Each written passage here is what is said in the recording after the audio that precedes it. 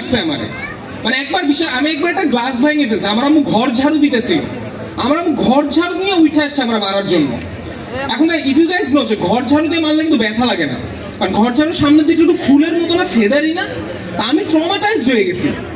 এই যে কিছুদিন আগে আই গট ম্যারিড রিসেন্টলি, আমার ওয়াইফ আসছে আমার কাছে উইথ আ ফেদার, আমাকে ফেদার দিয়ে আমার গায়ে এরকম করতেছে, আমি লাফ দিয়ে বলছি আম্মু সরি। হ্যাঁ মানে এগুলাই হইতেছে জীবনে। অলসো বাট দেখেন এগুলা শুনলে হয়তো মনে হইতে পারে মানে আমি জানি আম্মুদের উপর রাগ আছে কারো, anyone whose really pissed at their mother. আমার মনে হয় কিছু বাচ্চা বলতে চাইতেছে বাট পাশে আব্বু আম্মা আছে ওগুলো হয়তো বলতেছে না। It's basically my mother. ওনাকে মানে কথাবার্তা শুনে মনে হইতে পারে he is really conservative, but উনি এত কনজারভেটিভ না। আমার আম্মু হচ্ছে খুব কনজারভেটিভ না আবার খুব প্রোগ্রেসিভও না, মানে কিছু মা থাকে না যে একটু মাঝামাঝি, যে কনজারভেটিভ না আবার প্রোগ্রেসিভও না, like she is somewhere in the middle. হ্যাঁ মানে মায়েরা কিন্তু দে নেভার নক তোমার রুমে ঢোকার সময়, তাই না? ব্রাউন প্যারেন্টস এই প্রবলেমটা একটু হয়, আমার আম্মা জীবনেও নক করে না। বাট যেটা হচ্ছে আমার আম্মা না দরজা খুলে ধাপ করে ঢুকেও চাইতো না। আমার আম্মু কি করতে চাইলেন, আমার আম্মু আস্তে করে দরজাটা খুলে তাকায় থাকতো, মানে which is even crazier, মানে আমার সে বুঝতেই দিবে না যে সে আসছে। সো বাট আমার আম্মু এমনিতে কুল আছে। হ্যাঁ like my wife, when I was dating my wife, when she was my girlfriend, তো একদিন আমার বাসায় আসছে, তো ভালো কথা, কোনো সমস্যা নাই, that's not a problem. My mother is cool with that, আমার আম্মুর এটাতে কোনো সমস্যা নেই। আমি আমার গার্লফ্রেন্ড, মানে আমরা we are having a good time, আমাদের রুমে আমরা বসে আছি, কোনো সমস্যা নাই এটা। মানে আমার আম্মুর এখন মনে হয়েছে কি যাই আমার ছেলেটার সাথে যে একটু কথা বলে আসে, তো আসছে, সে তো নক করে না কিচ্ছু না, অ্যাজ ইউজুয়াল সে দরজাটা খুলে আস্তে করে তাকায় আছে, এন্ড সে অনেকক্ষণ দেখছে। তো দেখো মানে যারা আসো এখানে, মানে অনেকক্ষণ দেখছে বলতে আমি যে অনেকক্ষণ ধরে কিছু পারি ব্যাপারটা আবার এরকম না, it's just that nothing started at that point. হ্যাঁ বাট আমার আম্মু একটা সময় কি বুঝছে যে আমার ছেলে হয়তো এখন কিছু একটা করতে পারে, তো আমি একটু প্রাইভেসি দিই আমার ছেলেটাকে। সেই প্রাইভেসি দিবে বলে আমার আম্মু দরজাটা লাগাই চলে গেছে। তা আমি আর আমার গার্লফ্রেন্ড তখন আসছে, আমরা লাভ দিয়ে উঠছি, আই হায় আম্মু তো এতক্ষণ তাইলে আমার দেখছে মনে হয়, তো রেপুটেশন তো গেছে। তা আমি সবকিছু ঠিকঠাক করে দৌড়ায় আম্মুর কাছে গেছি, গিয়ে বলছে আম্মু তুমি কি আমার কিছু বলতে চাইছিলা? বলে হ্যাঁ বলতে তো চাইছিলাম, তো তুই না মাত্রই শুরু করলি দেখলাম, তুই এত তাড়াতাড়ি এসে বললি, তুই তো আসলেই তোর বাপের মতো হইছস।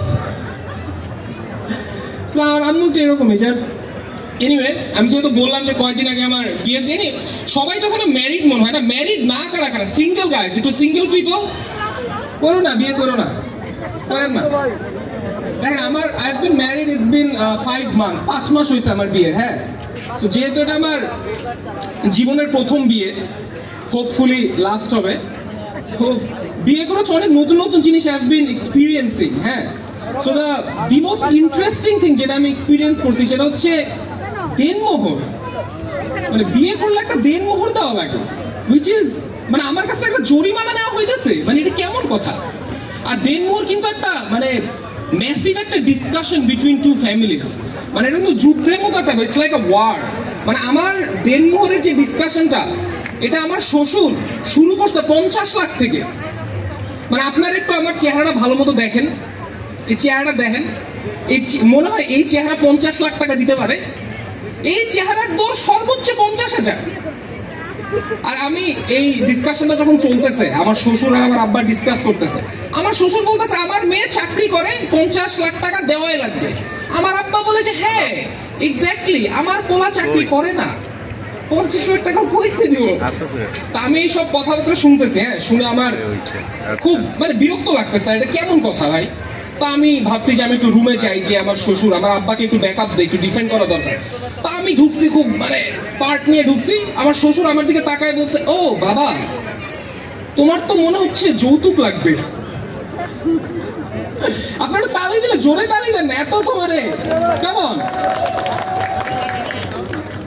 সেই হচ্ছে অবস্থা আর কি।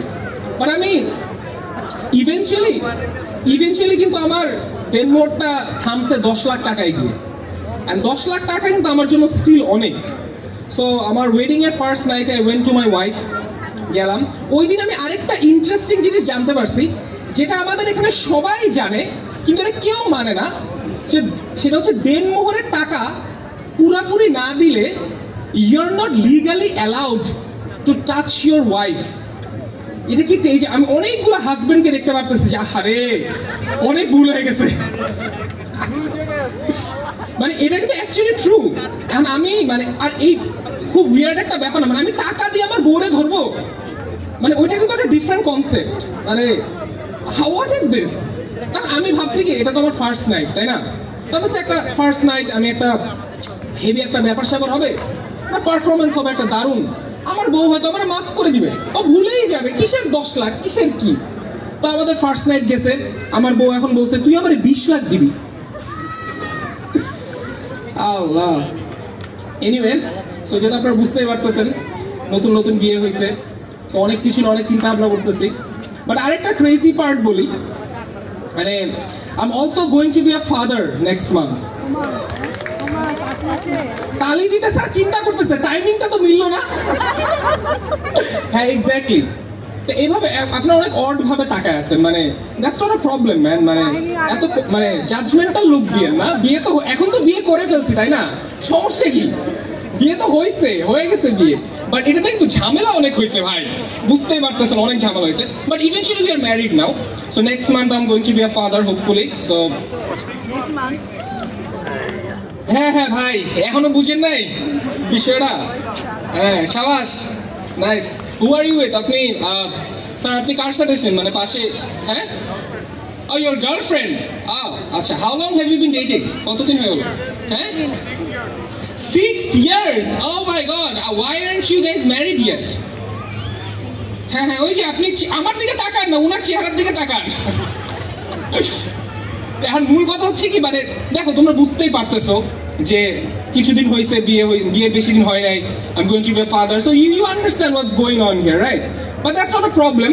মানে আমার বাসা ওর বাসা সব ফ্যামিলি মেম্বার সবাই ঠিক আছে, কিন্তু আমরা সবাই জানি যে একটা ফ্যামিলি মেম্বার থাকে যে বাগড়াটা বাঁধাইবো, মানে যার ভালো যার চুল আছে না, কিছু ফ্যামিলি মেম্বার আছে চুলকায়, এই যে দেখছ আছে না, আজ কিছু মানে এদের ভালো লাগে না, মানে এদের মানে মানুষের জীবনটা হারাম না করে দিলে এদের ভালো লাগে না। তো আমার একটা ফুপা শ্বশুর আছে, বেসিক্যালি আমার ওয়াইফের ফুপা আর কি, তো তার নিজের কোনো বাচ্চা কাচ্চা নাই, বাট তার কাজ কি জানো, কিছু যে ফ্যামিলি মেম্বার থাকে না যে বিয়ে হইলেই সবার আগে যায় যে বলে যে এই বিয়ে তো করছো, এখন বাচ্চারা নেওয়া তাড়াতাড়ি, বাচ্চা নিবা কবে? আমি বিয়ে করছি, আমার কাছে আসছে, এসে সেম কোশ্চেন করছে, আমি বলছি সারপ্রাইজ ফুপা। আরে তাহলে জানো তোমরা একটু চেয়ার করো, মেক সাম নয়েজ গাইস, এর কেমন দেখায়? যাক ভালোই। যাই হোক, এখানে ছোট মানুষের আসো না, আমি